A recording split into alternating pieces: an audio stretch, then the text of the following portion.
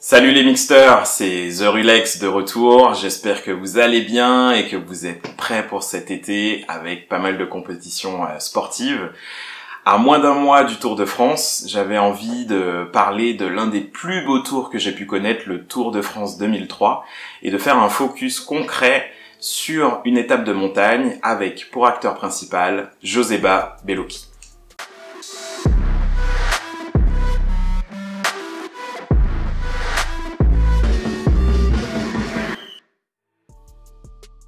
Depuis la nuit des temps, l'Espagne marque chaque édition du Tour de France, et depuis une vingtaine d'années, c'est-à-dire depuis que je suis le Tour de France, il est vrai qu'on peut constater deux catégories de coureurs espagnols. On a les spécialistes de la montagne, qui arrivent à faire exploser le peloton, à faire preuve de punch et de pugnacité pour secouer le peloton. Je pense notamment à Roberto Heras, à Iban Mayo dans les années 2000. Un autre type de coureurs, c'est des coureurs plus complets, qui sont bons en contre-la-montre, bons sur la route, bons sur le plat, et bons en montagne. Je pense notamment à Abraham Olano durant les années fin 90, début 2000, et l'acteur principal de cette vidéo, Joseba Bellocchi.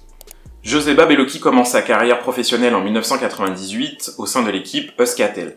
Très rapidement, il s'impose dans le peloton et réalise la belle performance d'enchaîner 3 podiums consécutifs sur l'édition du Tour de France. En 2000 avec l'équipe Festina et en 2001 et 2002 avec l'équipe Once. Joseba Bellocchi est un des principaux adversaires d'Armstrong qui va écraser le Tour de France à partir de 1999 et pendant 7 ans. Joseba Bellocchi est reconnu au sein du peloton comme un coureur solide qui fait preuve de régularité, qui est bon à la fois en montagne et en contre-la-montre. Par contre, on lui reproche son manque de punch, son manque d'attaque et quelques accélérations perçues durant les tours 2001, 2002 et même 2000 sont plutôt vues comme de simples coups de pédale et comme de simples et légères tentatives d'intimidation vis-à-vis d'Armstrong. Arrive ensuite l'édition du Tour de France 2003 avec un plateau exceptionnel.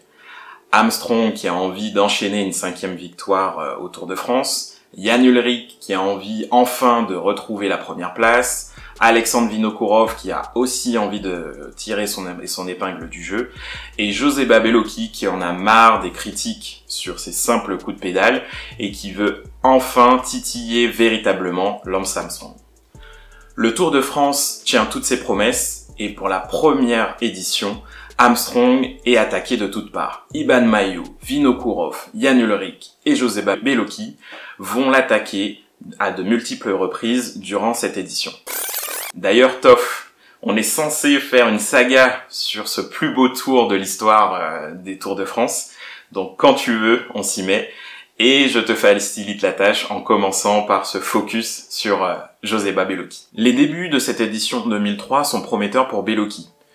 Les différents adversaires que sont Vinokourov, Ullrich, Iban Mayo et Armstrong se tiennent dans un mouchoir de poche. D'habitude, Armstrong a dès la première semaine un matelas de 3-4 minutes. Ce n'est pas le cas avant cette 9e étape qui part du Bourdoisan et rejoint la ville de Gap. Et Joseba Bellocchi veut profiter de cette étape pour marquer le coup et prendre potentiellement le maillot jaune. Le peloton est assez écrémé et au début de cette dernière difficulté, Vinokourov lance les hostilités et attaque à plusieurs reprises Armstrong, Bellocchi et Mayo. Il a attaqué hier pour terminer 2e dans l'Alpe d'Huez et il attaque maintenant dans la dernière difficulté du jour. Armstrong et Bellocchi deviennent alors des alliés durant cette 9e étape et essayent de maintenir et de sauver les meubles face à la puissance de Vinokourov qui s'avère assez exceptionnelle. Première accélération d'Armstrong dans ce Tour de France pratiquement. Armstrong accélère, il se méfie de Vinokourov, c'est clair. Alors que Joseba est en pleine puissance et mène le train pour récupérer Vinokourov et réduire l'écart, soudain, c'est le drame. Oh, Bellocchi, chute de Bellocchi et d'Armstrong. Oh là là là là. Chute de Bellocchi et Armstrong, regardez qui fait du cyclocross. C'est extraordinaire. C'est l'image du Tour de France, c'est ahurissant. Et s'il n'a pas crevé avec ça, Armstrong qui met pied à terre, c'est incroyable. Il passe le fossé. C'est fabuleux. Et il se relance. Et Bettini se dit, oh là là. Vous avez vu le petit geste Hamilton, mais Bellocchi est au sol. Et qu'est-ce qui se passe? Bellocchi a peut-être perdu le Tour de France, il faut voir, j'espère que c'est pas trop grave. Au moment où Bellocchi s'écroule, Armstrong fait preuve d'un réflexe assez exceptionnel et récupère la route 10 mètres plus bas en passant par le terrain vague. Les coureurs sont assez choqués. D'une part, les équipiers de Bellocchi s'arrêtent pour savoir comment il va. Ils comprennent très vite qu'il ne va jamais se relever. Et de l'autre côté, Armstrong retrouve le peloton et finira l'étape. Ces images où on voit Bellocchi se tordre de douleur, victime de plusieurs fractures au fémur, à l'épaule et à la hanche, sont tristes à voir. Pour la première fois, Bellocchi semblait être l'adversaire numéro 1 qui potentiellement pouvait prendre la place d'Armstrong et gagner le maillot jaune sur le Tour de France. Malheureusement, sa prise de risque s'est avérée infructueuse.